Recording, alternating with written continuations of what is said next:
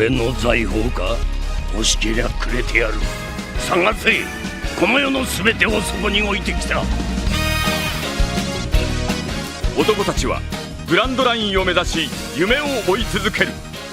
世はまさに大海賊時代。ありったけの夢をかき集め、探し物を探しに行くのさ。ワンピース。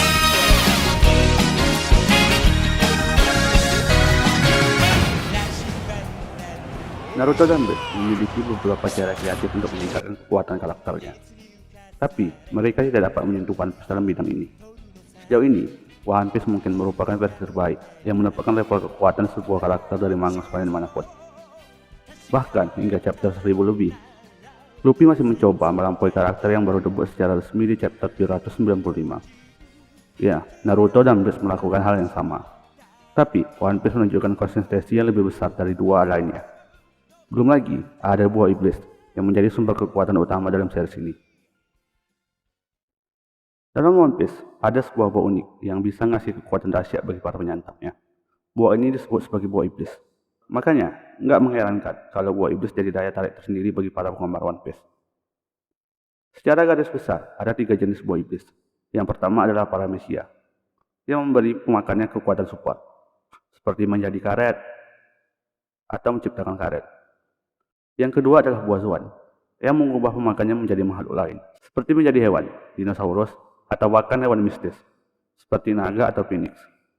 Dan yang terakhir adalah Logia, yang mengubah pemakannya menjadi elemen, seperti cahaya, kegelapan, api, angin, es, dan masih banyak lainnya. Apa yang membuat series ini menarik dan istimewa adalah bahwa karakter yang mendapatkan buah iblis tidak akan langsung mendapatkan peningkatan kekuatan yang secara tiba-tiba dalam jumlah besar. Mereka tidak akan bisa tiba-tiba menjadi kuat hanya karena kehilangan kerabat atau orang terkasih mereka tersakiti. Mengonsumsi buah iblis akan memberikan keuntungan dan ketidakpastian. Crocodile mengatakan kekuatan dan potensi buah iblis sebagian besar tergantung pada keterampilan dan kreativitas penggunanya. Luffy telah berhasil dengan cerdik memanfaatkan fleksibilitasnya yang luar biasa berkat fisiknya yang menjadi karet. Dan Flamingo dapat menggunakan kekuatan berbasis benang untuk berbagai serangan yang merusak dan pertahanan yang kokoh. Big Mom telah berhasil memperluas kekuatan manipulasi jiwanya. Dia berhasil mengembangkan bentuk manipulasi unsur untuk menciptakan dua api dan kilat yang mirip dengan dua buah iblis Logia yang berbeda, yaitu Mera-Mera Nomi dan Goro-Goro Nomi. Setelah mengkonsumsi buah iblis, penggunanya harus melatih diri mereka untuk menggunakan dan memahami kemampuan mereka. Luffy menghabiskan waktu bertahun-tahun untuk belajar bagaimana menggunakan Gomu-Gomu Nomi miliknya. Sementara Khalifah dan Kaku membutuhkan beberapa jam untuk membiasakan diri mereka dengan kemampuan baru mereka. Semakin banyak seorang pengguna memahami kemampuan mereka, semakin banyak juga jenis teknik yang dapat digunakan, hingga pada akhirnya mengarah pada awakening atau kebangkitan dari buah iblis itu sendiri. Mereka yang tidak dapat memaksimalkan kekuatan buah iblis mereka dengan baik tidak akan dapat memanfaatkan kemampuan mereka sepenuhnya. Semuanya bergantung pada kerja keras dan kreativitas memakan buah iblis itu sendiri.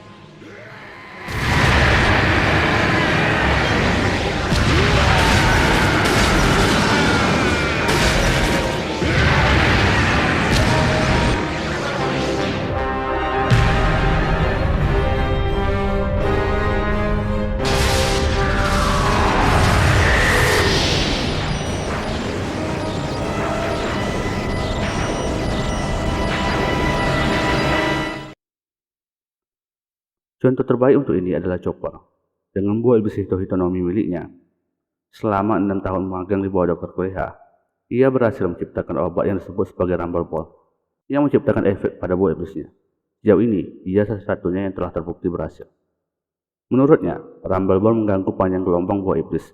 Tersirat bahwa Rumble Ball akan aktif jika dimakan dan dikonsumsi oleh pengguna buah iblis Zoan manapun. Meskipun efeknya akan berbeda-beda, tapi paling tidak sedikit mirip. Setelah 2 tahun penelitian dan pelatihan, Chopper berhasil meniru efek Rumble Ball tanpa harus mengkonsumsinya sama sekali. Tentu saja, ada juga beberapa karakter yang mendapatkan buah iblis yang seharusnya sangat overpower. Tapi, karena pengaruh plot atau kebodohan penggunanya sendiri, kekuatan mereka jadi terkesan tidak berguna dan sia-sia. Berikut daftar buah iblis yang seharusnya akan sangat kuat. 久しぶりだね。まさかあんた、私のこの顔を忘れたわけじゃないでしょうね。私は決して忘れない。あんたはこの私を初めて殴った男だから。あの時のあんたの激しい拳。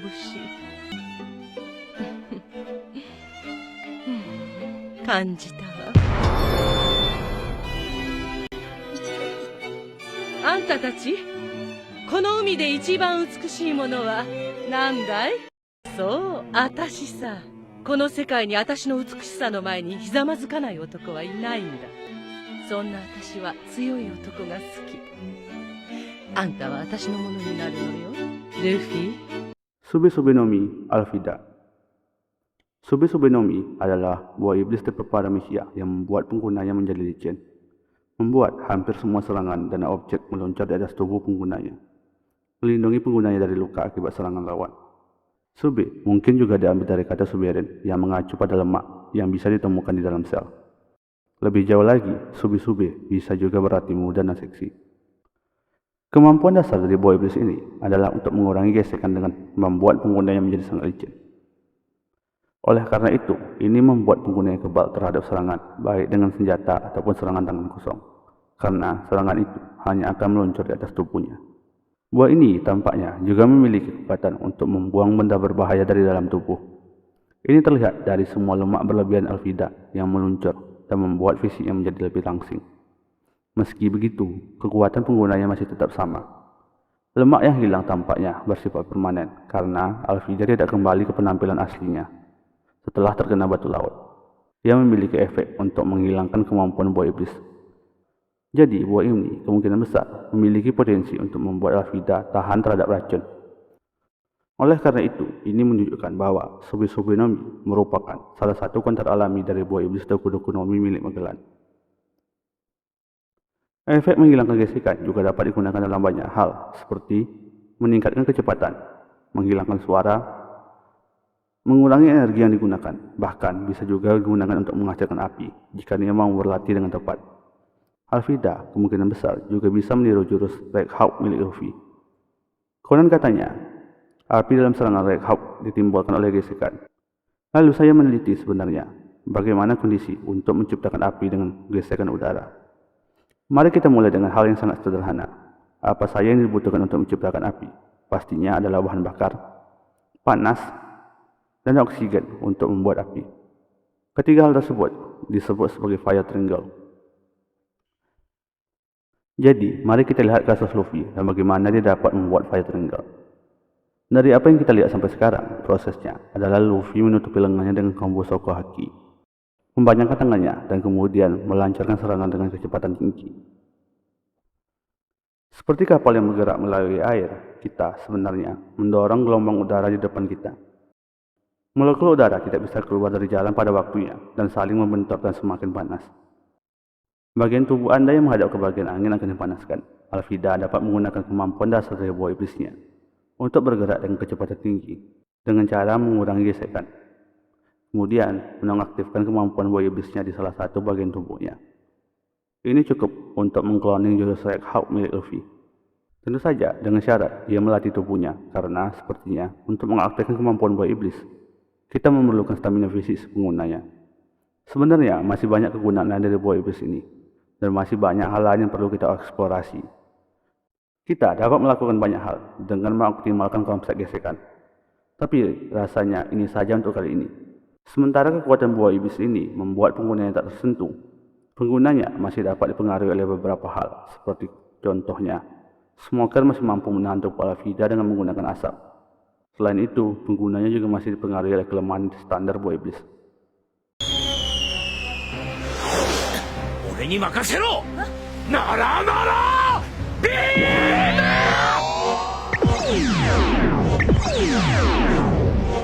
さらにマジマジマジマジマジマジマジマジマジ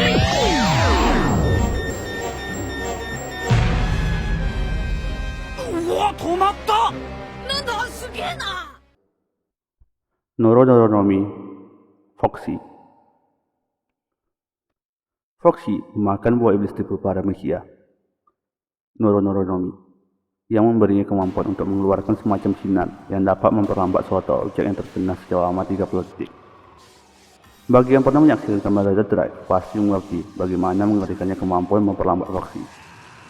Saat menggunakan kemampuan Neuronoronomi, ia memajukan tangannya dengan posisi jari tengah, jari manis, dan jempol bertemu, sementara jari telunjuk dan kelingking mengarah ke atas, seperti tampilan rubah dalam gaya khas Jepang. Lalu akan keluar semacam sinar dari tangannya. Kekuatan Neuronoronomi memiliki kelemahan karena sinar yang dihasilkan dapat dipantulkan dengan menggunakan kaca atau benda-benda yang dapat memantulkan sinar secara umum. Kekuatan buah ini akan sangat kuat jika saja Foxy lebih kreatif dan memfokuskan diri untuk mengembangkan kemampuan buah ini. Kemampuan buah ini pada dasarnya dapat menciptakan bidang temporal yang mendestruksi kekuatan G-Force. Dalam kasus Foxy, ini direpresentasikan sebagai gelombang energi yang memancar dari tangannya, mempengaruhi semua objek yang terkena gelombang tersebut. Sebagai referensi, G-Force adalah gaya gravitasi pada bagian luar tubuh suatu objek akibat akselerasi. Secara singkat, gaya berupa tekanan yang diberikan oleh gravitasi dalam akselerasi. Di One Piece, di mana sebagian besar karakternya mampu bergerak dengan kecepatan manusia support, kemampuan milik Foxy ini tergolong sangat kuat dan mungkin akan menjadi counter alami dari buah iblis Pika-Pika no Mi milik Admiral Kizaru yang berfokus pada kecepatan. Bagaimana caranya? Begini, jika Kizaru menggunakan kemampuan buah iblisnya untuk bergerak di lintasan lurus dengan kecepatan 300 km per jam. Kenapa hanya segini? Karena rasanya jika Kizaru mampu bergerak kecepat cahaya, dia tidak akan bisa diimbang oleh Rayleigh. Kembali ke topik. Lalu bagaimana jika Kizaru bergerak dengan kecepatan yang lebih dari 300 km per jam dan pergerakannya diperlambat secara paksa oleh Foxy? Lehernya kemungkinan besar harus menahan 8-10 kali berat tubuhnya, atau mungkin lebih dari itu. Ini akan sangat berbahaya untuk Kizaru. Atau apabila seseorang menembakkan pistol, Foxy akan memperlambatnya dan mengubah arah bidikan sedikit saja. Arah pertarungan akan benar-benar berbeda. Ini hanyalah salah satu aspek yang bisa saya pikirkan dalam mengembangkan kemampuan buah iblis Neuronoronomi milik Foxy. Jika kalian punya ide lain, silakan tuliskan di kolom komentar. そんなの騙してんのと一緒じゃねえか。何考えてんだ。おいおいおい、サイレント。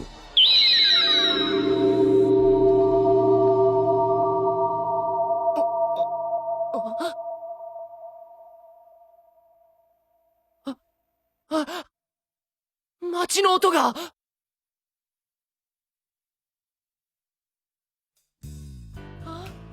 街の音が消えた。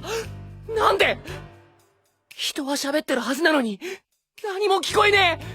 お前が騒ぐから壁を張ったんだ。防音壁。ここから外の音は聞こえねえだろう。外からも俺たちの声は聞こえねえ。壁は目には見えねえよ。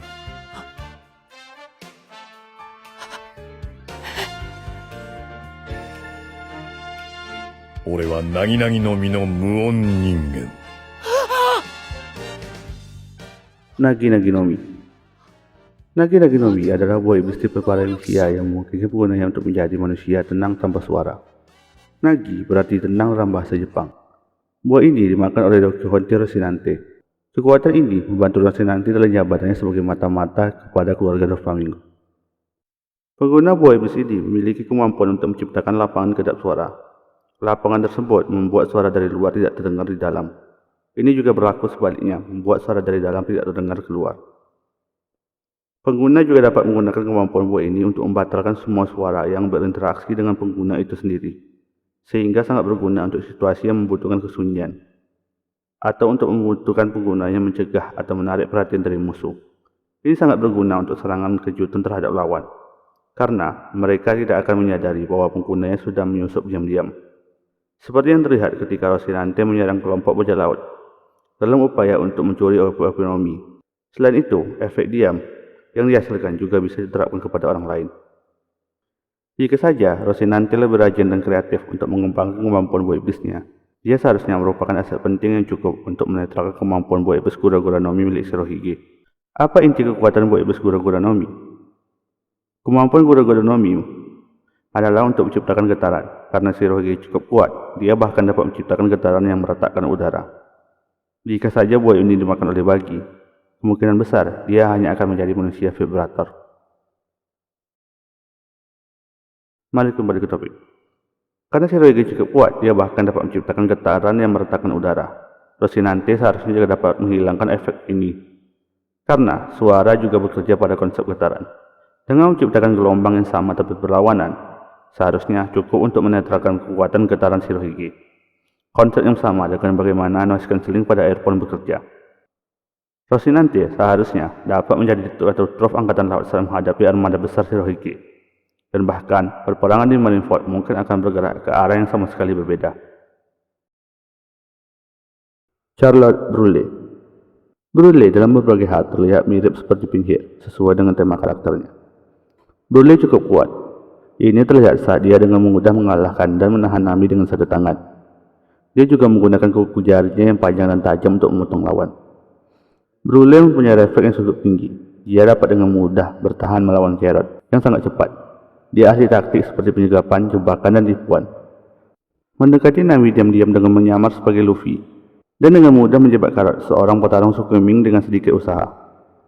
Brule memakan buah iblis Mira-Mira Nomi, buah iblis tipe Paramecia yang memungkinkannya membuat dan memanipulasi cermin.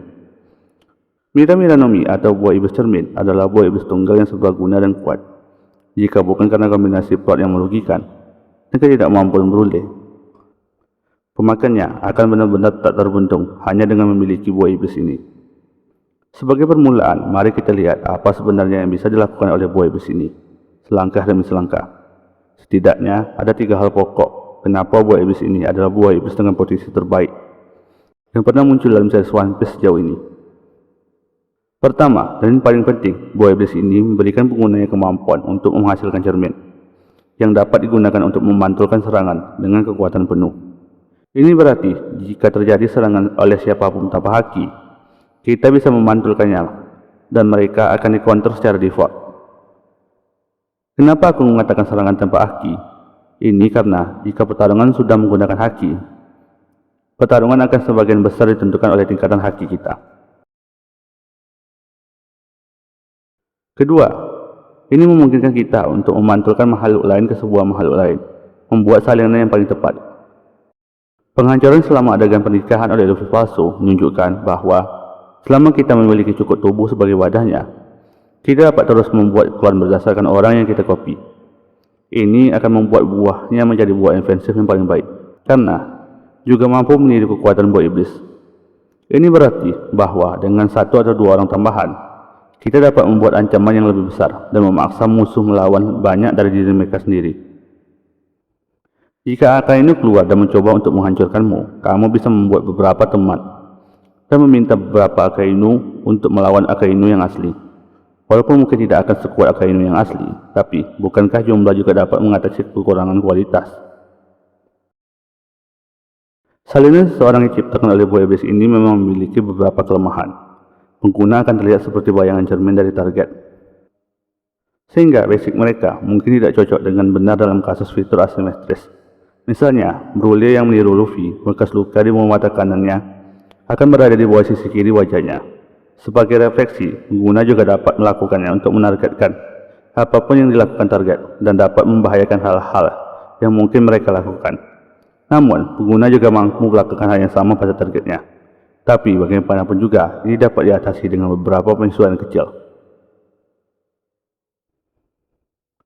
Ketiga, dan yang paling penting, dunia cermin. Cermin apapun, baik yang normal maupun yang dibuat menggunakan pengampuan buah, akan memungkinkan penggunanya untuk mengakses dunia cermin, yang kemudian memiliki koneksi ke setiap cermin dalam jarak yang sangat luas.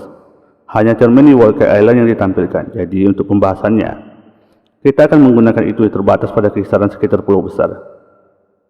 Satu-satunya jalan ke dimensi cermin adalah melalui penggunanya sendiri, menjadikannya rute peralihan yang sempurna jika ada sesuatu yang tidak terkendali, seperti bencana alam yang tak terhindarkan, atau ancaman lain yang hampir tak terbendung.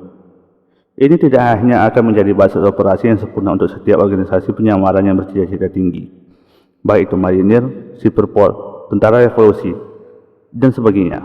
Tapi juga akan memberimu mata dan telinga di seluruh pulau. Dan tidak ada seorang pun yang akan menyadarinya. Jadi, mari kita satukan semua ini. Dimensi Jerman adalah basis operasi yang ideal.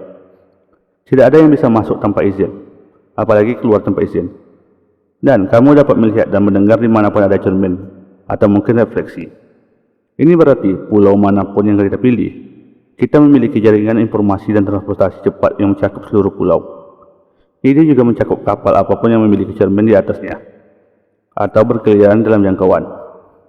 Artinya, dengan tentara terlatih, kita tidak hanya bisa mengawasi seluruh pulau secara terus-menerus, tapi juga siap untuk ditempatkan di mana saja, dan pada saat itu juga. Mengingat bagaimana cermin tidak memiliki batasan ukuran, kita dapat memiliki cermin lipat berukuran besar, dan hanya perlu mengirim satu tentara di perahu dayung jika ingin menyerang suatu tempat.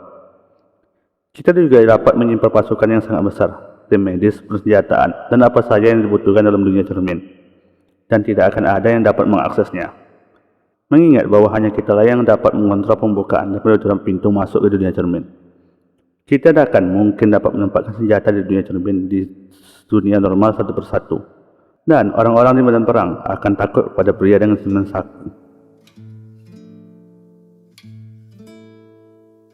Secara keseluruhan, buah iblis ini sangat rusak, melebihi buah apapun yang pernah saya lihat sejauh ini.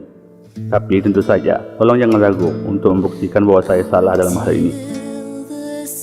Terima kasih telah mendengarkan sejauh ini. Like kalau kalian suka videonya, dislike aja kalau nggak suka. Untuk kritik, saran, tanggapan, dan request tentang apa yang harus kita bahas selanjutnya, silakan tulis di kolom komentar. Sampai jumpa lagi di pembahasan selanjutnya. Bye-bye.